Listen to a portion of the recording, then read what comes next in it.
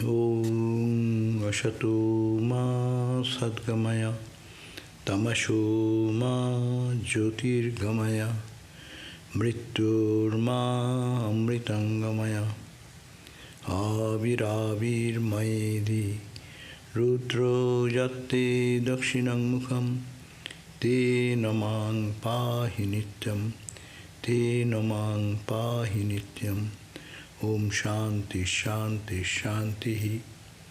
O Lord, lead us from the unreal to the real. Lead us from darkness to light. Lead us from death to immortality. And evermore shine in our hearts with your resplendent face. Om peace, peace, peace be unto us all. So, Karma Yoga. Yoga means union and karma means work. But action, work. But when you do work, we know how it connects with us with God, or it takes us away of God. All of our everyday experience, karma, when we do, does it take towards God? Or its irritation, its anxieties, its worries, its rubbing, its reactions. Then how it can be made a yoga? But there is an art of doing work. That's why it is called karma becomes karma yoga. So karma is doing something. And before doing is we have some motive. Why we do something. We are all working. Swami Vivekananda says, man works with various motives. There cannot be work without motive, no? Everyone, whoever working in the motive. But can there be motive-less work? That's a very serious question. Everyone, some people want to get fame and they work for fame, no? They give up everything, their all other money, wealth, prosperity. People will tell me, I am a famous person, I am a great person, no? My name will come in the newspaper. So then people give some donation, big donation. Can you put me, my name, in plaque? And then people donate many places. This is their name should be marked. How many people in the world, who cares for one name in the plaque that this person has given this much money? But they will not do without that expectation, that motive. I know of one story that one gentleman, he gave for one of our center in US for important need, he gave $100,000. And when $100,000 was given as the condition, that his name will be written somewhere in the building, the temple. And that's all. Then when the temple is coming up, and he said that my name should be given this big one plaque. Then the Swami who was there, he said, yes, you have given 100. Some may have given 150. So we'll mention everyone's name and with the kind help donation of it. Then he got so mad, he said, return my money. Because my name will not be printed in a big, prominent way, so I don't want to. Then the Swami said, okay, get it back. So this is that means this, how much my name, my fame, people will see whenever. How many people's name are how many billion people in the world now? 7? 8 billion. So 8 billion people, who remembers whose name? We don't remember even the name of the great Nobel laureates. How many Nobel laureates' name you can mention? Tell me. We are ordinary people. Those who are big in scientific world, no? Great in scientific world. How many of them we know? Even if we once read, we don't remember their name. But for motive is that I will do it because I will be famous. So some people want to get fame, others want money. And they work for the money, day and night. Others want to have power, and they work for the power. Other wants to get to heaven. No? People do austerities, fasting, chanting the name of God, or doing some charity. Why do you do that?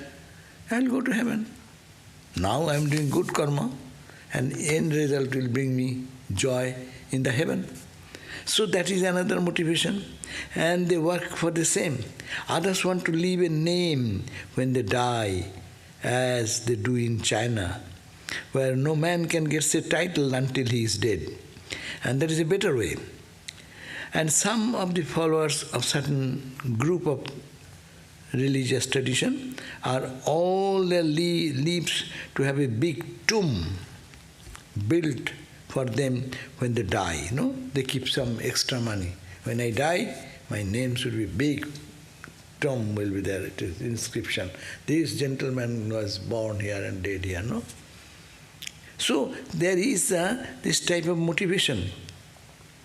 I know a sect among them, as soon as a child is born, a tomb is prepared for it. Because they want to, but the question is that this urge is there is some motivation. I do any work for any motive.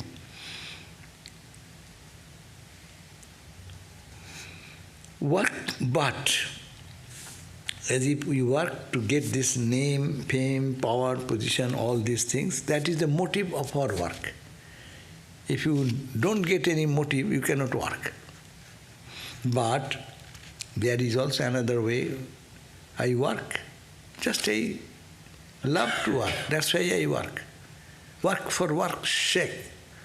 So that is some few people, they can go to this level. I do work, I love work, I do it. There are others who do good to poor and help mankind, but still higher motive. Their motive is different. I am helping others because they believe in doing good and love good. So good. I am a good person, I give some charity. That is their motivation. But then it comes, he gains the highest. Unselfishness is more paying, only people have not patience to practice it. So first we do it selfish motivation.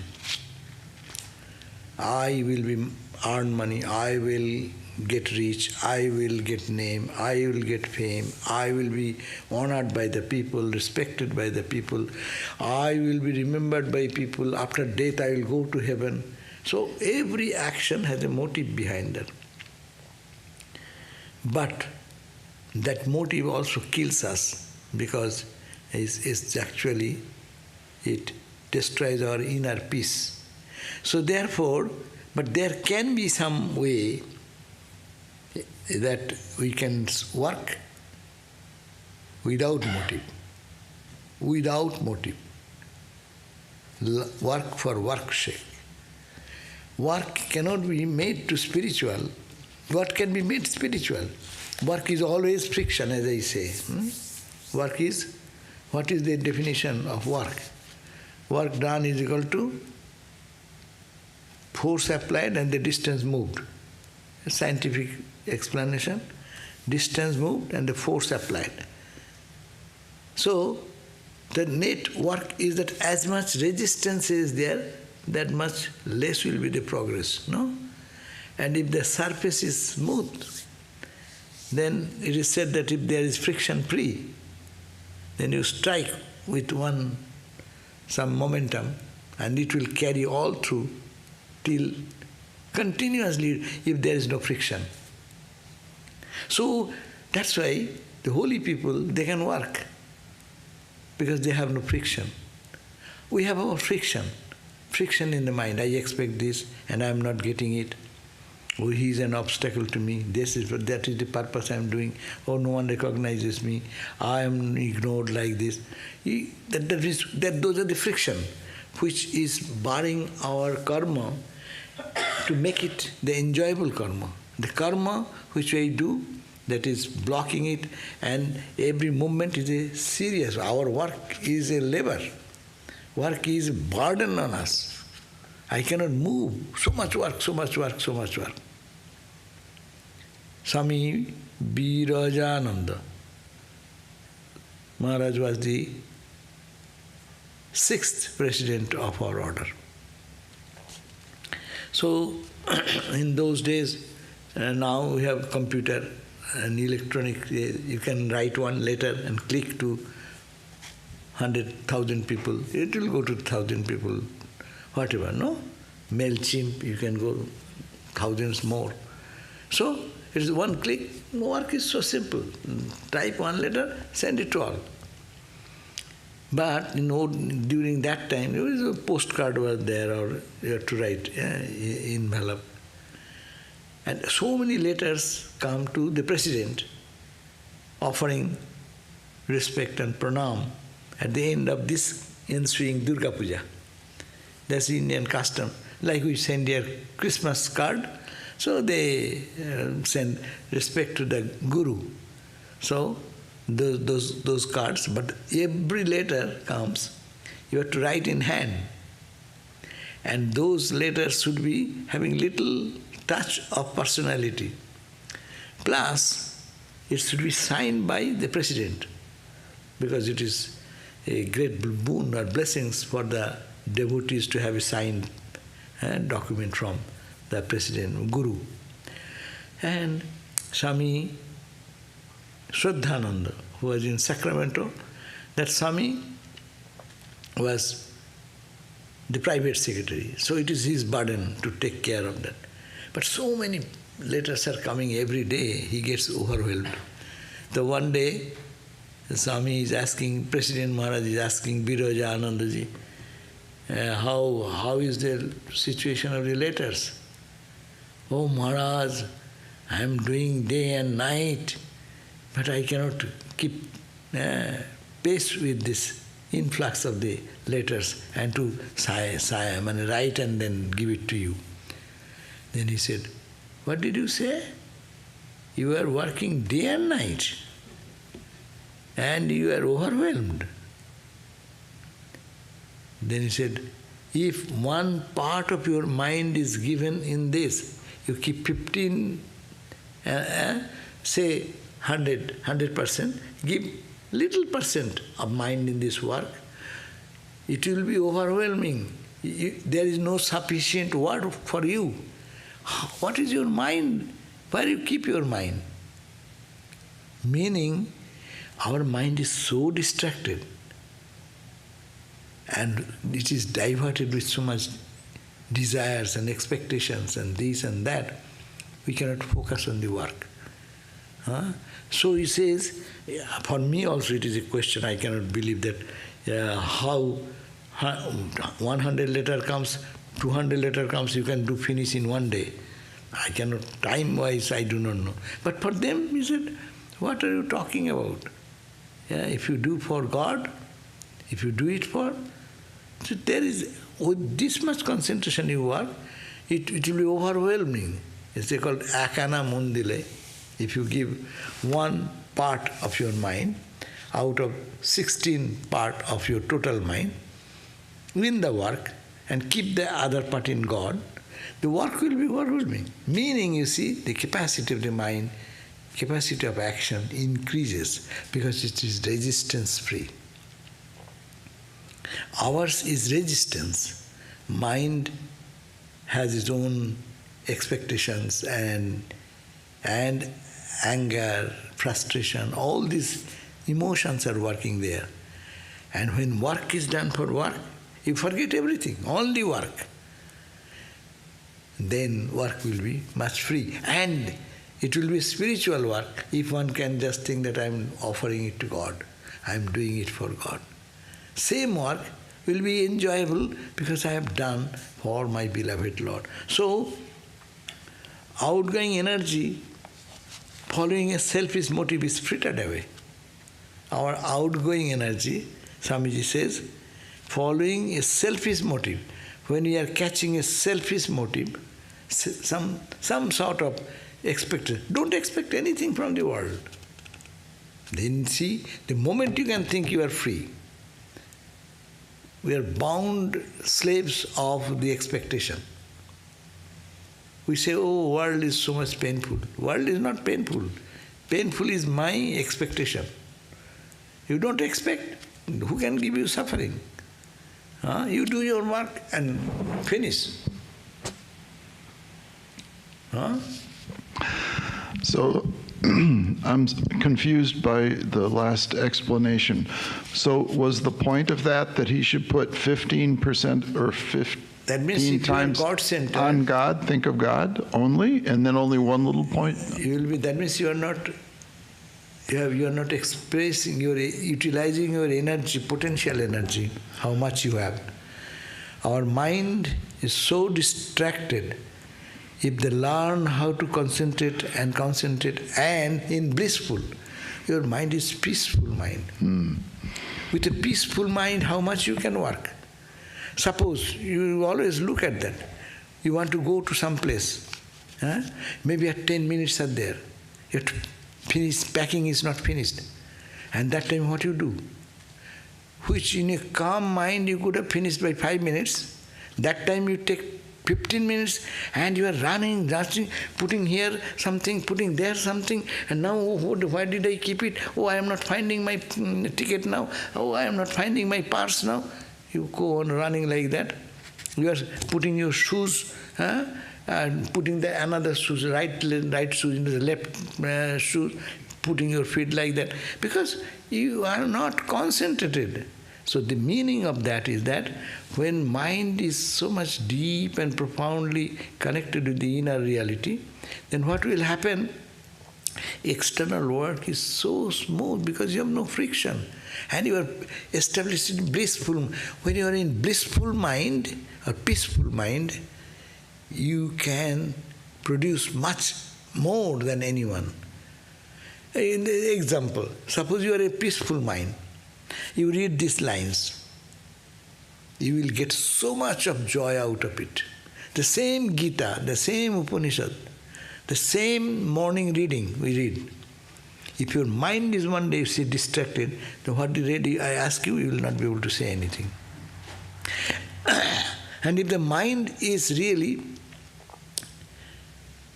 not distracted and is focused, and you don't think anything, right and left, your work will be the best work. And your joy will be more. So when there is a joy behind, then your work becomes very inspirational, very powerful. And their production is much more. You are reading a book with 50% mind distracted, or watching. People do that. People say nowadays we call multiple multitasking.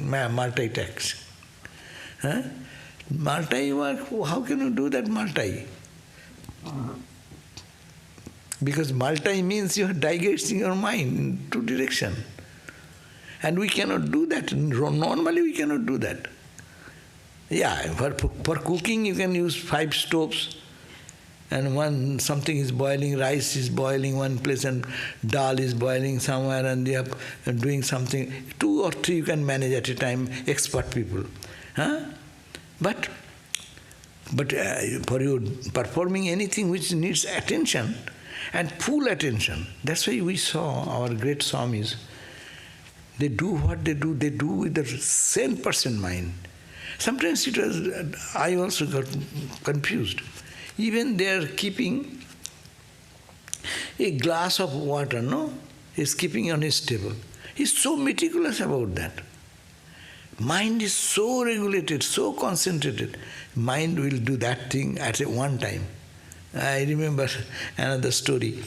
Swami Bhuteshananda Maharaj, that Swami was the 14th, no? The 13th, 14th Swami, President Maharaj of our order. He is very highly regarded Swami, and he was the president of our order. So, when his later part of the body, time, he has to go to so many places to give initiation and give blessings to different places and all over India, no? So naturally, and he's an old man, it needs take some time for doing this and doing that. So 2 or 3 attendants were there. One attendant is to take care of his medicine, one attendant will take care of the writing letters and instruction, private secretary, another will be taking care of his needs. So he has to leave around 8 o'clock. Then his attendant, he said that he's running, they are bringing one thing and then running. Because there is no time, I will have to get ready, make the Swami ready with dressing and putting the shoes, putting the socks and this and that. No? And he's making such a restless movement. Then Maharaj said, come down. Think that there is nothing to do except putting the shoes now. Forget about whatever happens in the next. But concentrate your whole mind into this action, and as if think there is nothing. And I am to do this perfectly as best as I can.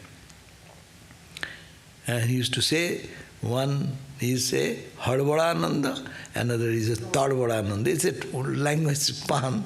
That means who is making running, and doing 20 mistakes, which with a calm mind he could have done within 5 minutes. It is going for 10-15 minutes because he's so nervous and restless.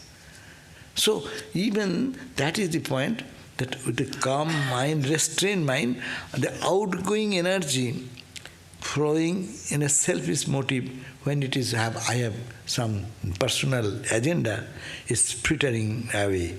It will not cause power to return to you. But if restrain their outgoing energy, it will result in development of power. So when we exercise that in any action, restrain ourselves and focused, then we get more energy to output.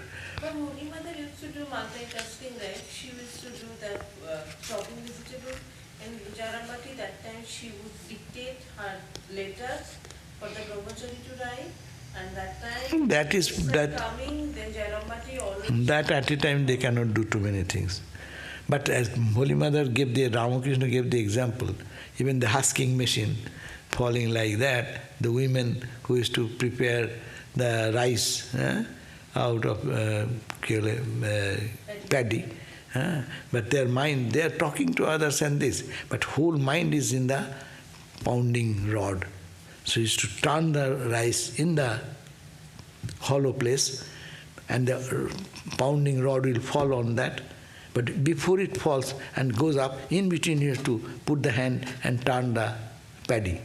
So this, and at the same time, he's talking to a person who has come for selling, or, oh, you have not paid me, last time you take so much paddy or rice here, so pay me this, that. And at the same time, she's feeding that baby. So these three, but here, but his whole mind is focused into it. And then, though these are all secondary things, but what is going inside, that is the one-pointedness. Hey, where is it? I stay with her until not taxical. So, it says that's why, concentratedly, one-pointedly, if anything is done, you're driving. If you are disturbed mind, you can see how you drive. You are driving with disturbed mind, you are driving versus when very peaceful, you are driving. Every aspect of life, when mind is peaceful, one-pointed, and there is no motive. I am to go, I drive the car the best possible way I can do. Finish. End result, whatever happens, I don't care for that. So this is the point. And that result will be the best result. So it is called, it fritters away anxieties, worries, distractions. The energy which is there, it gets frittered away, and it will not cause power to return to you. But if restrained, it will result in development of the power. This self-control will tend to produce a mighty will, a character, which makes a Christ or Buddha. That means the potential Buddha and Christ will then evolve out of it. The infinite energy. Swami Vivekananda said in another place, if you know how to concentrate your energies, then the whole world is ready to give up its secrets, provided you know how to focus, how to concentrate.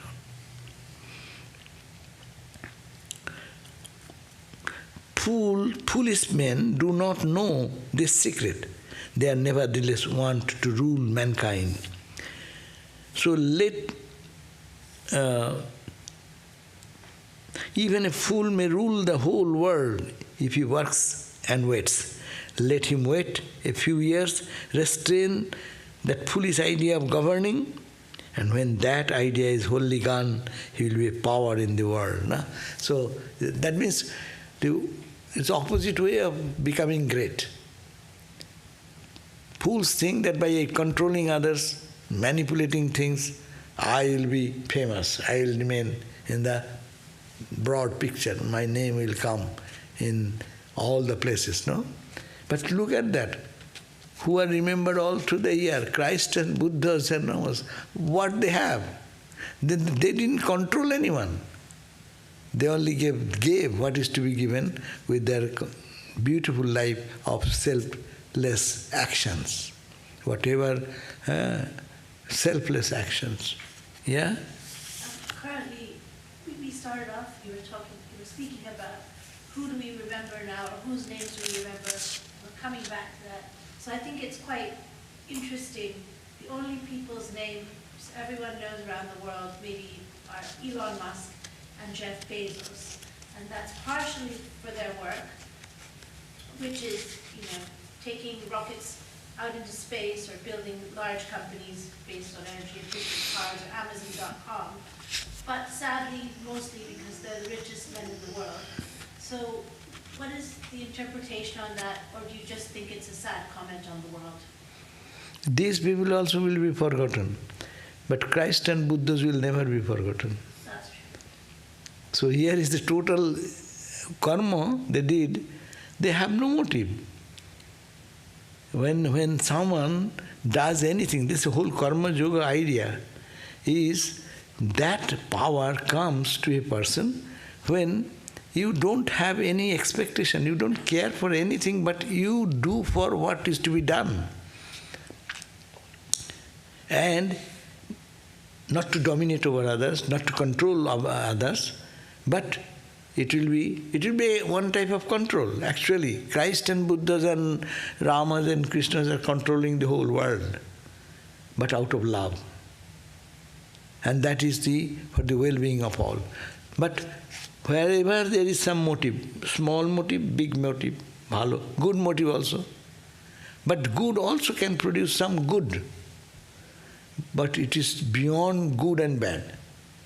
No motive, only for God. So that karma turns into karma yoga then.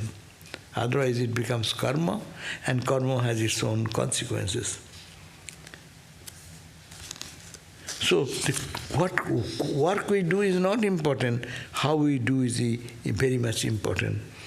And this karma yoga is not independent. Karma mainly is very important idea that we should think about karma to transform the karma into karma yoga. Because our whole life, how many moments we can spend our time for meditation, for dhyana yoga. Meditation is dhyana yoga. How much time we can spend for Vedantic analysis, sitting and having some good friend to discuss with that, or self-analyzing. But our major day's whole work is the working period. And we have to work. Whether you are in household life, you are in monastic life, you are anywhere, work is a very fundamental thing. Even you are not doing anything, you are sitting and you are thinking. That's also work. Mental work, physical work, mental work, intellectual work. So how all this work, which is taking everyone in a direction of frustration and suffering, and it brings misery, it brings loss. So how that can be made as a useful purpose in connecting with the yoga, union with God. Karma with yoga. Yoga means union. Yoga is union. Union means what? Through karma, you get united with God. How can that be done? Because that is the idea that karma, when we do with thinking I am little, Vedanta also can be brought into the picture. Analyze if karma. I think I am little somebody, and I think I need something, and I am unfulfilled. I will get it by performing this and make me fulfill. But Vedanta says you don't need anything, you are already full. You are that infinite. You are that eternal blissful reality is here. You are that. So you are not doing for anyone. You are doing to serving yourself. That's why Karma Yoga ends in Vedantic practice, seeing the self in all. A mother looks at the child, baby. Baby is identical with mother in the eyes of mother. That's why mother works so hard for the baby and never feels tired. And there is a great joy in doing that. Though for the baby, mother is working so hard, but it is all becoming joy because of the love there. So we have to add with karma a little love into it. And love for the work? No. Love for whom you are working. In the whole world, there is one truth. Not knowing you are working, you think that you are doing for some gentleman, some boss of yours, or some friend of yours, or your family members, but you do not know. Actually, you are working for whom? For your own self. You find joy seeing whom you love, you work. You give a glass of water with love, then it becomes karma yoga. Because you are loving whom? Not the person, but who is in the person. So karma, to transform into yoga, you need devotion. A devotion for God, or devotion for your own self. Vedantic way, you will say devotion for my own real nature, which is pure, Atman. And that Atman to see everywhere and serve everywhere. If we know that, then there is no need of moving my ego to pop up. I'll be named famous, I'll be glorious. I am already glorious, I am already pure, I am already infinite. So this attitude should be brought into our life. So karma is not karma.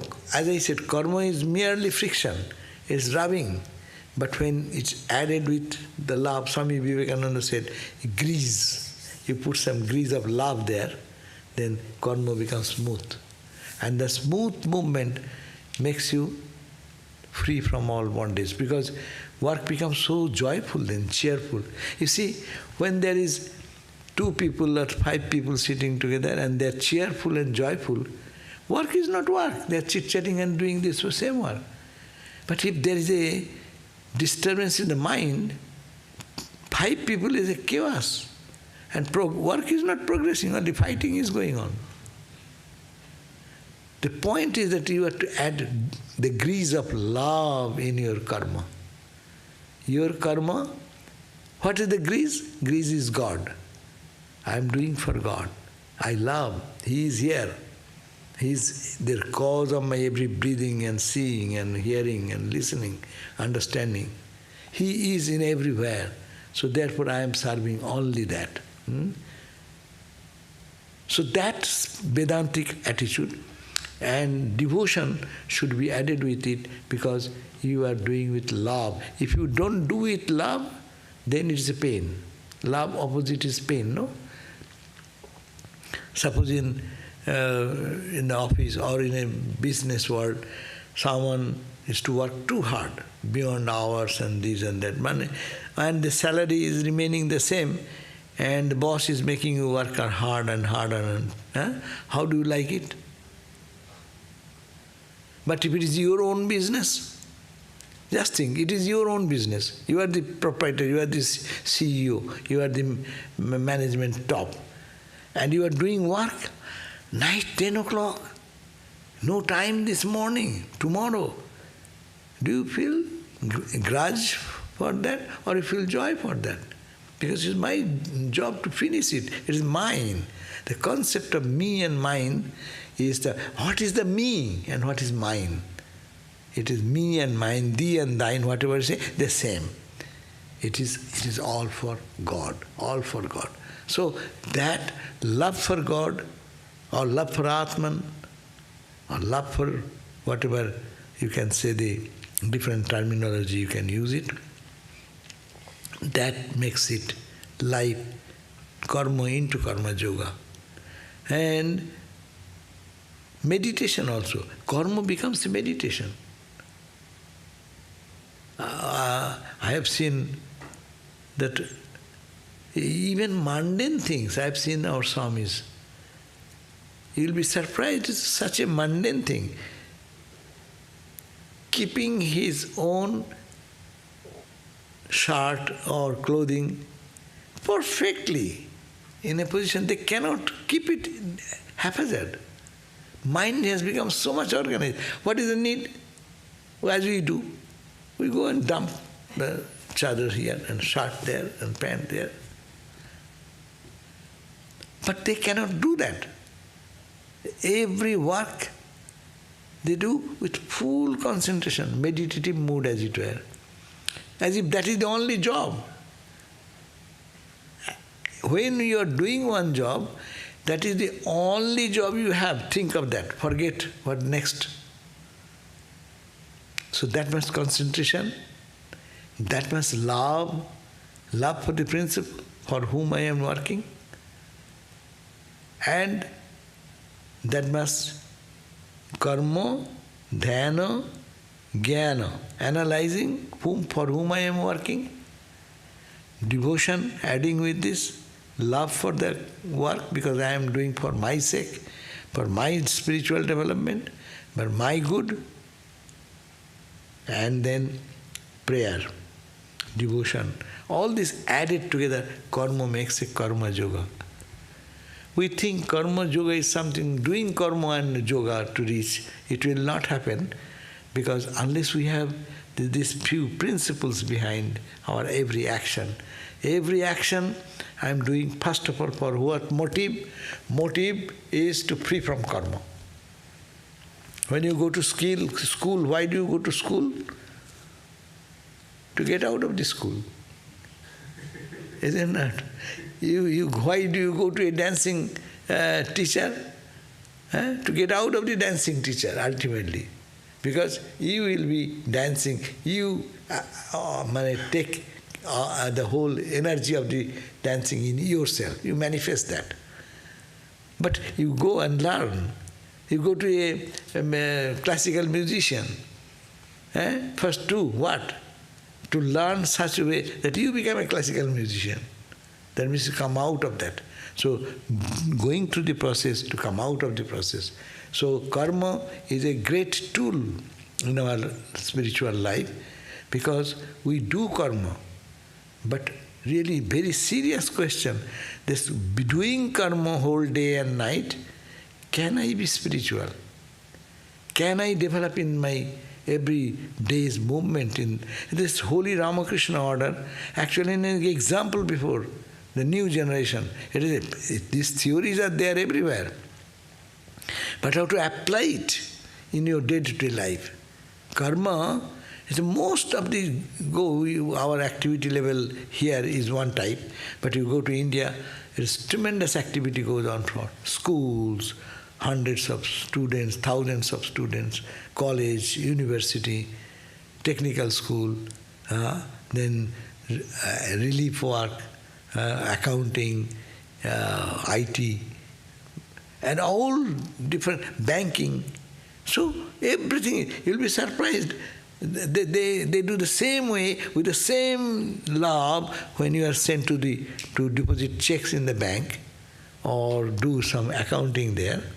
With the same mind you come and sit for meditation because you have done that karma for him, you are thinking of him. So one, divide yourself. The story is Mary and Martha. Mary and Martha, two disciples of Christ, no? And they are very devoted to Christ, and one day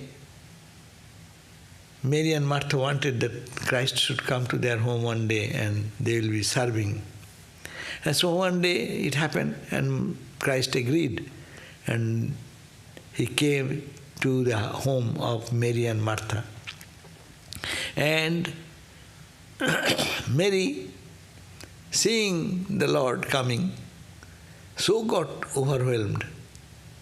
Oh, she forgot everything. She followed Christ, and Christ sat and bowed down with the tearful eyes. He's washing the feet of the Lord and then cleaning and wiping with the hair.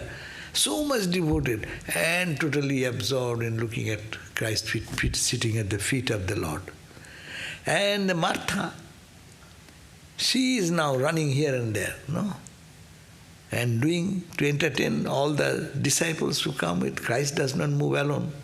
Whenever he goes, his entourage, all the disciples also move with. So, and single-handedly, she is now running here and there and there and there, and seeing that sister is not helping. Sister is getting absorbed at the feet of the Lord, and she is also trying to serve the Lord and his disciples, no? So this is the attitude. One is doing karma. For whom? For Christ. And Christ's children, no? So this should be the attitude. But you should have love for Christ.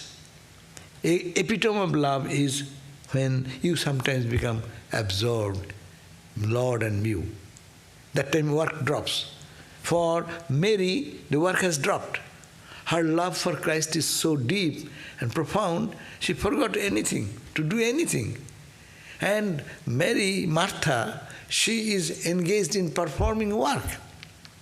For whom? For the same Lord Christ. So here is the point in our life, this karma you are doing. But if it is mere karma, it is a frustration. It is really a painful thing. And competition comes. I do so much. They don't do anything. They are all running around. They are not doing it. I am the only doing. And you compare and you get to the worthless situation. It is distracting you from your spiritual goal. And if you think, I am fortunate, God has selected me, God is taking my service from me, what a blessed person I am. There are so many. Who can? Many are called, few are chosen. I am chosen to serve. This monastic, suppose, they are chosen, means what? God called everybody. These people responded to that call. And now they want to try to offer their life for the cause of the Lord. And a real, genuine monk or a devotee will be feeling every day, I am blessed that I could serve God with my capability this much. And I am happy. And that connects us with God during work, after work, and bring peace in life. And as much peace comes inside, so much you are nearer to God. As much restlessness comes, you know when you do some work and you get angry, you are lost that day. Because you are not thinking of God. You are losing the main point. And people have tried through the centuries doing work only from that perspective. And we see the net result is frustration and depression and loss. But this energy, when it is directed, as we read now, directed towards God and God only, for whatever I am doing, I am been blessed, I have been chosen. Sometimes it happens that meditation. Some of the monks complained to Swami Vivekananda and others, because Swamiji wanted karma, karma, karma. Do work for God. But monks, they are very perplexed. I come here, I was doing some karma outside, no? Someone is an engineer, someone is a teacher, someone is a professor, someone is all these different practical level. They are earning money, good position in the outside life. And I have come here, and then you are saying, okay, you do now start cooking. Huh? I have come here to cook. No, you do and sit in the office and check the cash. I have come here to become a cashier. Yes, you are looking very in a lower idea about cashier, about cooking, about maintaining here. You are the secretary, you are the boss, you are this. You are thinking this. But his whole machine belongs to God. God's machine, he is saying, it is God's plan that you are being put to this position. Do your duty, think I am serving God. Everyone should keep up this spirit. Then this how much spiritual growth will happen. And we saw in the life of our Swamis whom I have seen, even one or two names we can say, Lokeshwarananda Maharaj, and other Swamis, he is the most prominent before everyone knows. So how he was such a deep spiritual person, and how he did so much work. My God, you cannot believe. He has started Narendrapur in Calcutta. About 1 mile you have to take a bus to go from one gate to the other gate. All the institutions are there. How many institutions you divide? And how many thousands of students are getting educated? He is the founder, he is the planner, he is the architect, and he is everything. At the same time, he was a highly spiritual person. He used to work day and night. But I am fortunate, God has selected me to serve. I am, whatever I have, God is extracting for me. Many are not getting this opportunity. I got this opportunity. So karma, with this love, with this addition, makes every moment spiritual, greater, greater and greater. So this is the major idea behind Karma Yoga. That means Karma Yoga is not independent, but Karma Yoga is guided by, karma means karma with love. Karma Yoga means karma with concentration. Karma means karma with prayer. Oh Lord, give me the right spirit. I am not a slave. Slaves do karma. Why? Whipped by the boss. But spiritual people will also work out of his own bounty. That is the slave mentality, and spiritual mentality is far different. So we have to know it very well, intellectually understand that, and to execute in our life that karma with love for God, karma with concentration, dhyana. Karma becomes dhyana. When one does one-pointedly, any work they are doing, so perfect. There is one Swami Sarvadevananda. He is the top perfectionist. And then he will even shukto. There is a very delicacy in the cooking, in Bengali cooking, shukta. And he will be standing there instructing. He is the big boss with so much responsibility. He will be instructing the cook, hey, this potato should be this size. It should be like this. This other item should be this size. And this spices should go this way. And that is... He is standing and giving instruction. His own hand or only instruction? He is expert if he can do, but he instructed the cooks.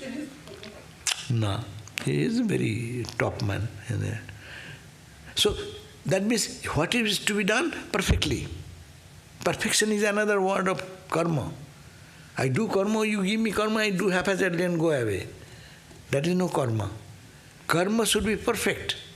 Everything should be well planned and well thing and done, end result will be perfect.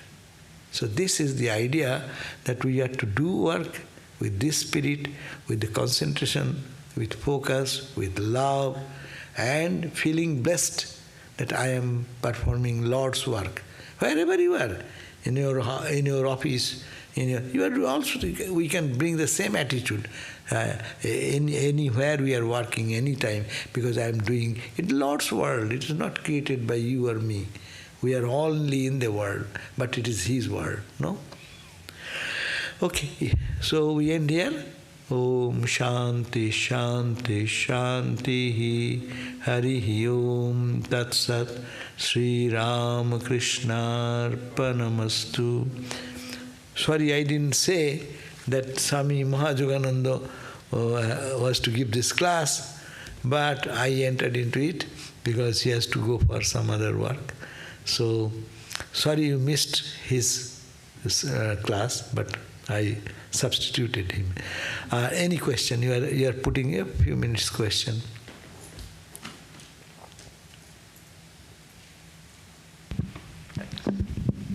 So, I mean, we as like human beings generally have desires, right? Like desire to, like, do something. So how do we, like, with desire also comes expectation of fulfilling that desire, right? But what desire? Why desire? No, but like... No, I'm saying, just supporting your idea. We have desire, but we have to put question, what is my desire ultimately? I mean, it can be like, for example, it can be that I want to climb this mountain today. Okay, go. So, yeah, I will. But the thing is, if I am not closer to the peak of the mountain, I have certain expectation from my actions that I want to be closer to the peak of the mountain, right? Then in that case, isn't there expectation automatically coming with the desire of climbing that mountain? The desire should be there. We are not saying no desire. Yeah, but I'm saying... Desire, main idea should be this desire. The two goals are there. One is relative world, there is a goal, no? I climb the mountain top, okay? But how we are doing joyfully, peacefully, and ultimately, whether you reach the goal or not, you try your best and be in peace. That is the question. There, I desire. But I desire, I make a full effort, concentrated effort, lovingly I am doing that climbing work with all focus, all attention, and achievement, whatever comes, okay, I am happy with it. So that happiness to go along with it. Our goal is that. Any desire must be there. You are here. The desire, why? We want to discuss something and to know something which will make us, keep us in our connection with our joy and peace, eternal. No? So that is there. That should be there. But that desire can be curbed in a direction, proper direction. Desire means I desire and I have to have it. Yes, I will have to have it, but only it is a service to God. This attitude should be kept inside. Then it becomes joyful. Whether I do the success or fail, that will not bother us. Main thing, how to reach that absolute peace. And like, obviously, the goal is to, be detached from the outcome and stuff, but like, how do we like handle unfulfilled expectations or unfulfilled desires, that sort of thing? No, that's why karma will give us. That we will do desire and work, and there will become success or failure. We will be upset pratham at the beginning because we have no proper attitude. And learning this process, what we are talking, just discussed, we gradually mature in that type of practice. And then what will happen ultimately? Whether success comes or failure comes, I have my desire to reach this end, but whatever comes, I accept it. And I keep my peace and try again. Gita suggests that for a successful completion of any job, 5 factors are necessary. 1, a body is necessary, strong body, adhisthānam. Then you should have the one idea, I will do it. You see, desire, I, all are there. Adhisthānam tatha karta. And karanancha prithak vidham. You should have tools, different sense organs you have to apply, your hand, eyes, ear, to perform the work, should be fully focused. Karanancha prithak vidham. Vividhastu prithak chesta. You try to make it successful, to fulfill the desire. In this way, in that way. If this fails, that way. That fails, this way. Huh? And then daivancha eva patra panchamam. 5th factor is daiva, means God's grace. So we say, okay, this much I tried, but I tried for God only, and whatever comes I give you to, O Lord, a gift to you.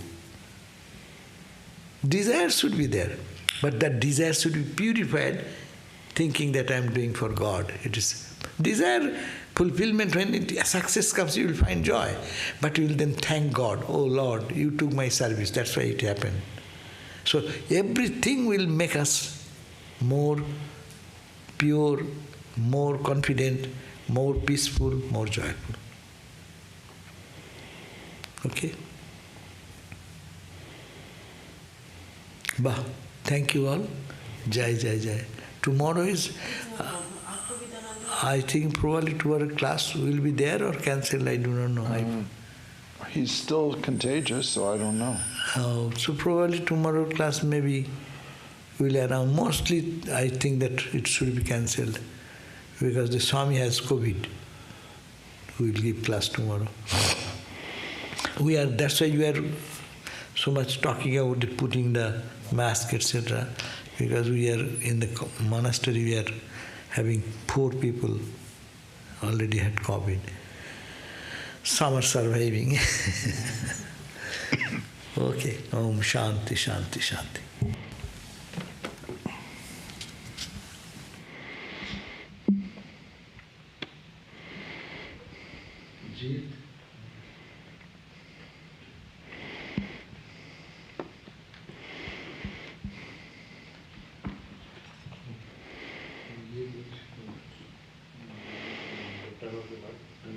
Yeah, I've turned it off.